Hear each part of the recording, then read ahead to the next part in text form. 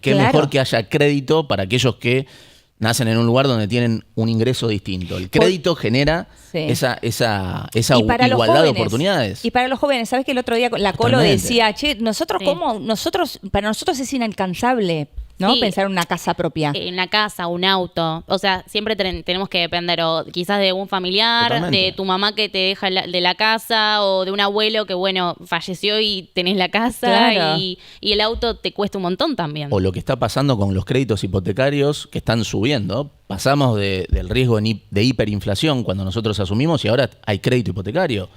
Y eso claramente te está demostrando, te quiero mostrar que no es una frase hecha, sino que el hecho de que haber pasado de déficit fiscal a superávit fiscal permitió devolverle a la gente en cosas palpables. Baja de la inflación, Sí. ahora hay crédito a familias y empresas porque los bancos le dejan de prestar al Estado porque tienen superávit. Todavía igual falta un montón, porque si Hay el un- 4 es un 4 obviamente. del producto. Pasó de 4 a 8 puntos Ah, el pasó producto. de 4 Por eso te a decía 8, que ok. voló, se duplicó en menos de un año. Está bien. Pero todavía Aunque sigue estamos siendo lejos. bajo, claro. Sigue siendo bajísimo. Eso va a seguir subiendo. Está bien. Por eso esto va a tener que ver con cómo remonetizar la economía. Después vamos ahí. Empezamos a bajar impuestos. El año pasado se bajaron 2 puntos del producto en impuestos. ¿Queda un recorrido? Queda muchísimo. Pero para bajar impuestos, primero que tenías que tener superávit fiscal. Claro. Era lo mismo que la secuencia en un programa, es clave. Si arrancábamos bajando impuestos sin tener el superávit fiscal y saliendo del cepo sin tener reservas en el Banco Central, era game over. No lo sostenés. No lo sostenés Claro, el tema es ese, y volabas no por los sostener. aires. Sí, Entonces, sí.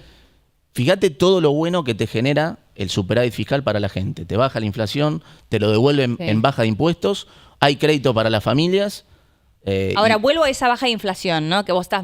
No te quiero meter en la empanada gate, pero es medio inevitable en la grieta de la empanada, porque al mismo tiempo nosotros, ayer le preguntábamos a la gente en el chat, bueno, cuánto valía la docena de empanadas en su barrio, ¿no?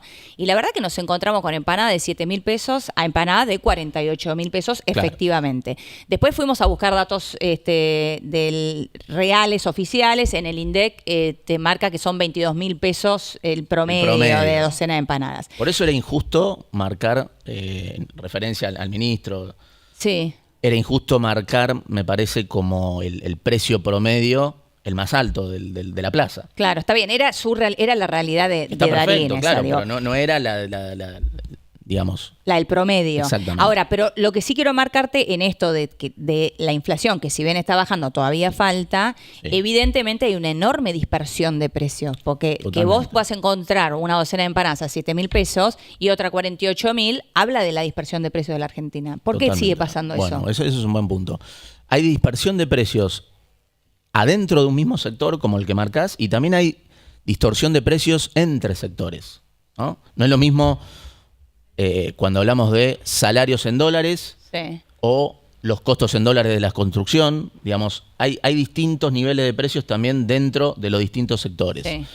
Y eso tiene que ver con corrección de precios relativos que todavía tiene que darse. Hay sectores, por ejemplo, por eso nosotros hacemos tanto hincapié en la comunicación y sobre todo le pusimos énfasis cuando anunciamos la salida del cepo, ¿no? Ese viernes que anunciamos la salida del cepo, al lunes siguiente hicimos mucho hincapié en cómo era nuestro programa, en que no había razones para que el dólar se vaya al techo de la banda, como se decía, y que además no hay razones para que haya suba de precios porque se terminó con la emisión monetaria. Lo que genera el contexto para que haya inflación es aumento generalizado en el nivel de precios, es la emisión monetaria. Nosotros terminamos con la emisión monetaria. Entonces, ¿qué pasa? Cuando no hay emisión monetaria, no hay razones para que haya aumento en el precio, en el nivel de precios. Ahora, ¿qué pasa? Argentina y los agentes de esta economía Sí. vienen de años y años de estar en una macroeconomía enferma, donde Total. todo el tiempo había déficit fiscal, emisión, inflación, devaluación. En esa economía, ¿qué es lo que garpaba? Y garpaba ajustar por las dudas. Claro, cubrirte. Cubrirte. Es un Claro. mecanismo de defensa natural que surge en una macroeconomía enferma donde el Estado gasta más de lo que recauda y lo financia con emisión monetaria y eso te va llevando a un nivel cada vez más alto de inflación, de dólar. Los precios de esa economía solo pueden subir, el dólar solo puede subir y el comportamiento defensivo natural de los agentes de esa economía es, si te sobra un mango vas a comprar dólares Claro. y tus precios por las dudas los subís. Sí. Eso ocurre en una macroeconomía enferma. Ahora, estamos en una macroeconomía totalmente opuesta a eso. Hay superávit fiscal, no hay emisión monetaria, el Banco Central está recapitalizado, tiene reservas suficientes como para defender una paridad del dólar en 1000, dada la cantidad de pesos de la economía, hay un esquema de libre flotación y entonces no hay razones ya macroeconómicas para que haya inflación. Obviamente que hay un rezago en la política monetaria, que siempre el presidente lo dice, que entre 18 y 24 meses. Entonces, si aumentás precios y eso no tiene esa convalidación monetaria, ¿qué te va a pasar?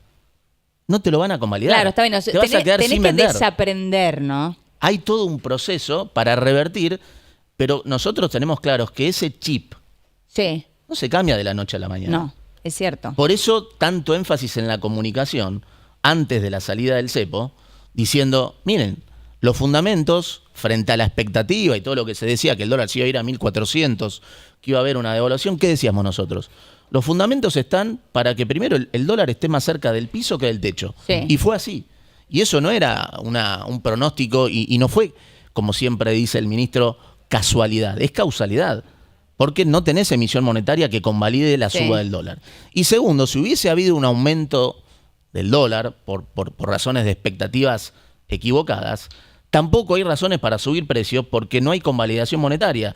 Y si subís los precios y ajustás por las dudas, como hacías en el otro entorno, te vas a quedar sin vender probablemente. Es lo que el presidente llama el principio de imputación de Menger, ¿no? De manera técnica. No. Te quedas sin vender para porque repetirlo no hay eso, porque a veces hablan en chino ustedes también, digámoslo, ¿no? Los economistas sí, y hacemos un esfuerzo. De imputación de Menger, un economista, claro, que digamos, él defendía la teoría del valor en relación a que los precios de las cosas tienen que ver con la utilidad, con las preferencias y con la escasez, no con el costo de la producción. Por eso ustedes piensan que desregulando la economía, abriendo la competencia, abriendo la importación, ¿pueden bajar los precios? Tenés las dos cosas. Tenés superávit y no emitís más. Ahí se terminan las razones para que haya inflación, más allá del lag que tiene la política monetaria. Pero después tenés una cuestión de lo que vos decías, hay niveles de precios que por más de que no sigan aumentando y eso no te genera inflación, quedaron altos. ¿Por qué? Porque muchos pricean todavía un dólar de 1.400, 1.800 y piensan que estamos en la Argentina de antes, donde finalmente va a haber una devaluación. Claro. Y ese chip no es fácil de cambiar en algunos sectores. Algunos ya lo están cambiando. Por eso ya vimos bajas de precios. En aluminio, en naftas, en alimentos, en autos, en indumentaria. Y eso es algo espectacular. Ya hay agentes de la economía que están cambiando el chip. Y eso es espectacular. Obviamente, falta todavía. Claro. Pero entonces esos sectores que quedaron con precios altos, a la larga van a tener que bajar los precios, porque en esta Argentina, donde hay saneamiento macroeconómico, donde no se emite, donde empieza a haber una apertura comercial inteligente, ¿no? Gradual, donde empieza a haber baja de aranceles y de impuestos, bueno. Está bien, si no la gente no lo convalida. Va a ir al mostrador y te dice, no te lo compro. El tema es tener opciones, claro, y esas son las opciones que ustedes están intentando dar.